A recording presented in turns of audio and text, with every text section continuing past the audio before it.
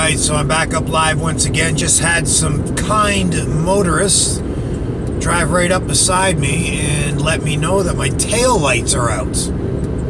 Well, that sucks. I don't know how the hell that happened. So, to those kind motorists, I do appreciate them pulling up beside me and letting me know that my tail lights are out. People taking care of people, man. Society's not the horrific society that people think it is. You know, these two people were kind enough to pull right up beside me and honk their horn to get my attention and then let me know that my taillights are out. And I don't know what I just got a brand new engine in my car, by the way. I blew my engine out about a month ago and had to replace the engine in it. I had no warning or anything like that it was overheating. I was just driving along and all of a sudden it just lost power. And when I went to get off the interstate and I rolled into the parking lot of the gym, as soon as I rolled into the parking lot of the gym, it just conked out on me. And that was the end of that engine. And when I had it towed to the shop, they told me it overheated and destroyed the engine. But there was no warning. I had the temperature gauge was fine. There was no overheating light that came on or anything. It just... Anyways, so I had the whole engine replaced about 2 weeks ago. And now, I just had a motorist pull up beside me and say my taillights are out. So I'm not sure exactly what happened there. Maybe a fuse. Maybe I should check the fuses. But anyways, I'm driving now with my hazard lights on. And they are operational. So if a cop decides they're going to pull me over for not having taillights, well, fuck them. That would just be an excuse for revenue generation as far as I'm concerned. I do have the hazard lights on, so that'd be incredibly petty if they just pulled me over because I don't have taillights right now. Yeah, man, I'm thinking it's maybe a fuse. I'm assuming. I'm just taking a wild guess, though. Like, I literally just found out when a motorist pulled up beside me and honked their horns at me and said, "Hey, your taillights are out." And I said, "Thank you, appreciate it." And off they went. So, yeah, you're probably right. And hopefully it's just a fuse and nothing major. We'll see. Anyways, let's talk about citizenship. Is citizenship real? I was born and raised in Canada. Are you a real American citizen? I mean, it feels good to say, yeah, you're an proud American, patriotic American. But are you an American citizen because you want to be and you want to be called an American? And there's, a birth certificate that they gave you that says you were born in America or whatever the case may be. But let's take a look at the real situation here. Where are the facts that prove you're an American citizen? I don't know of any. I don't know of any real solid facts that prove I'm a Canadian citizen just because I was born in the geographical area other humans described as Canada. In reality, Canada is just a fictitious geographical area that was drawn out by other human beings. How am I a real Canadian? I mean, I guess it feels good to say, hey, I'm a Canadian, but where are the facts that prove I'm actually a Canadian citizen? There are none. Absolutely none whatsoever. So how do you prove you're an American citizen? You show your birth certificate? Well, that's just based on a legal opinion. A legal assumption. It's not a fact. There's no facts proving that you're American. It's an interesting topic when you look deep into it. When you try to look at things and prove things that we've always assumed are factual, but then you ask for the facts proving that they are actually factual, and there are none. There's no facts that can prove that you're an American citizen. There's no facts that can prove that I'm a Canadian citizen. And when it comes down to battling it out in court. Well, the judges will always tell you every element of every crime must be satisfied with facts. Opinions and assumptions will not cut it. Well, let's apply that same logic to the assumption that you're an American citizen. Where are the facts proving you're an American citizen? A birth certificate is not facts. A birth certificate is just based on legal opinions. Those aren't facts. It's an interesting topic. Same thing with, for example, cannabis laws, cannabis prohibition laws. You can have human beings write their opinions on paper all you want, but when they turn around and they call those opinions that they wrote on paper law, and they tell you that you are now obligated to obey their opinions on paper being passed off as law, we've been brainwashed into believing that we're a land of laws, so we obey the laws. If you don't like the laws, you go change the laws. Well, when you have government officials turning around and saying you are now obligated to obey this law, the laws in quotations, we should stop and say, really? Prove it with facts. Prove that law that you just wrote down on a piece of paper actually applies to me. It doesn't apply through the use of opinions or assumptions or hearsay. The only way that that law can apply to you is with facts. Where are the facts? Show me the facts that prove these cannabis prohibition laws, which are actually just opinions of a handful of men and women being passed off as law. Show me with facts that they apply to you. Show me with facts that you're obligated to obey them. If all men are created equal, how can some men write their opinions on paper and then turn around and have the power to force you to obey those laws? They don't have that power. There are no facts proving that cannabis prohibition laws actually apply to you. The only reason we assume cannabis laws apply is because we've been brainwashed into believing they apply. And they're enforced by the barrel of a gun. Well, that's criminal. You can't force someone to be obligated to do something at the barrel of a gun. So let's dive into this. Where are the facts that prove cannabis laws apply to anybody? Where are the facts that prove you're an American citizen? Where are the facts that prove I'm a Canadian citizen? Hey, if you're British and you're watching this, where are the facts that prove you're a British citizen? We're talking about the difference between assumptions or opinions and facts. A consent form would definitely be a fact.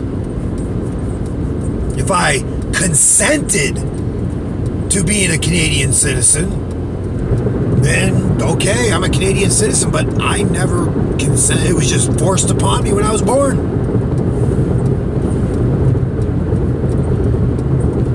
Interesting topics. And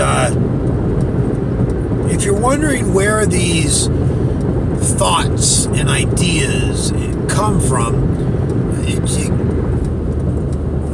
it comes from examining issues deeply.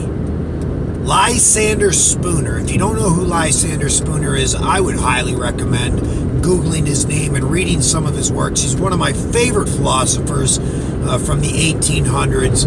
Lysander Spooner was an American anarchist.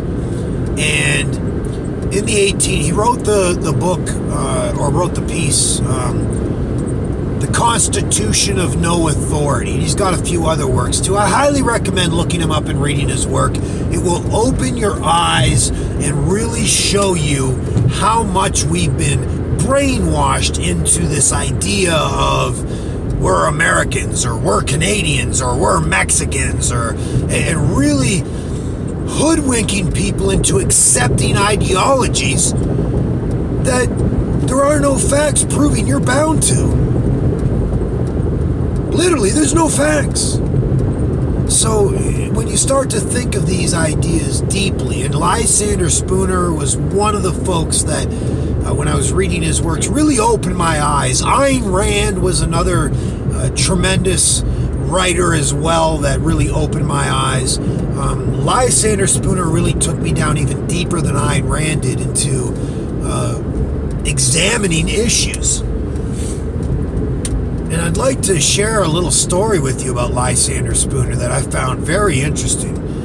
Lysander Spooner, who was alive in the 1800s, of course, when the American government had started the post office. The American government was expensive, or the post office run by the American government was expensive, it was inefficient, they'd lose mail, and they did not deliver to your house. They delivered to your local post office, and you'd have to go to the local post office and pick up your mail. Well, Lysander Spooner, being an American anarchist and an American entrepreneur and an American philosopher, he had no use for government, none whatsoever. And he said he could deliver mail better than the U.S. government could. So he started his own mail delivery service, and he was the first person to deliver mail directly to your home. That was huge, and he did it way cheaper than the American government. So he was drastically undercutting the American government. He was delivering right to your home, where the American government was only delivering to your local post office. And he was literally destroying the business, or if you want to call it a business, of the American post office. So the American post office, the government, took Lysander Spooner to court and tried to railroad him out of business. Of course, back then he had a jury of his peers, and the jury of his peers loved what he was doing. So they basically told government to fuck off, and they acquitted Lysander Spooner. Lysander Spooner won that court case. So what did the American government do next? They outlawed competition to the post office. They outlawed it. They outlawed Lysander Spooner's business and put him out of business at the threat of a gun. That's when he started to think, well, I'm sure he thought this before, but he was like, that law doesn't apply to me. It's just a threat of violence against me if I continue to do business. And the American government really had no right to threaten Lysander Spooner out of business. But they did. And so he went on to write pieces and books about this very issue. And hence, the American anarchist Lysander Spooner solidified himself in history as a teacher for all future generations. Of course, he's been suppressed as schools that are run by the government do not teach you about Lysander Spooner. But you can definitely look him up online, download some of his works, including The Constitution of No Authority. And trust me, when you read it and you understand what he's saying, it will open your eyes and will completely change your life and how you look at government. I cannot look at government as anything other than a bunch of criminal thugs, thieves, rapists, murderers. That's all they are. They're just the criminal element of our society gravitating into positions of perceived power. And they're all criminals. They've hoodwinked Americans into believing taxation is actually taxation. It's not taxation. Taxation is just a desensitization word for criminal theft.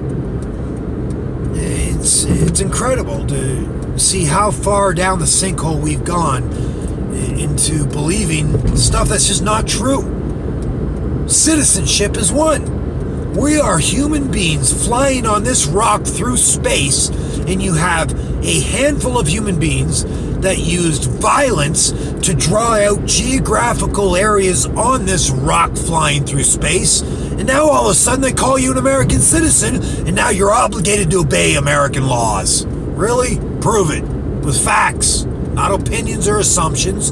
Prove it with facts. That's all I'm saying. I'm just looking for the facts. If you can prove to me with facts, I will gladly accept those facts as reality and change my opinion. But I haven't found one lawyer, not one judge, not one cop, not one blow Joe walking down the street that can show me any damn facts proving anybody's citizenship or proving that any cannabis prohibition laws apply to anybody. Not one fact. It's just opinions on paper. Now, when we're talking about crimes with a victim, murder, rape, theft, fraud, where you've actually harmed someone, well, that's a whole nother ballgame. I mean, we're talking about morality here. We're talking about ethics. You know, stealing someone else's property is wrong.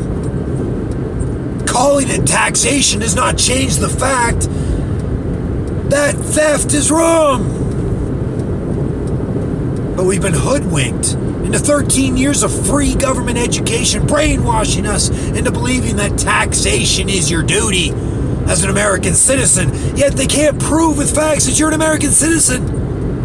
It's crazy, absolutely crazy, how far we've been hoodwinked and brainwashed into believing this status mentality as we fly on this rock through space, instead of really living the one life that we have on this rock flying through space in the ways that we want to peacefully, without harming others.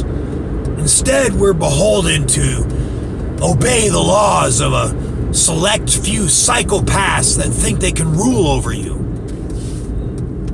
You know, all men are created equal. There are not supposed to be rulers and subjects, yet we have rulers and subjects. I believe the American founders of this nation, which is fictitious in and of itself, I believe they generally had the idea of being free, but still they had the status mentality. I mean, they came from Europe. They escaped oppressive statism in Europe. And they understood the criminality of government. Yet they couldn't get past the idea that government is a necessary evil. It's not a necessary evil. Government's evil and needs to be abolished. People can work voluntarily together, absent any form of government's intimidation, coercion, or force. And I absolutely believe that. But we've been brainwashed into believing that absent government, there'd be all chaos all throughout the streets, and that's just bullshit. Humans want to live peacefully. They have a desire to want to live peacefully. If humans are crazy enough to use violence and force on each other, why in the hell would you give those sane human beings the power to rule over you? It's insanity. It makes no sense. Anyways, guys, I'm here at EOS Fitness in Ahwatukee, so I'm going to sign off for right now. Go get a quick workout in before I blaze a bowl and hit the sack. So, till next time, peace!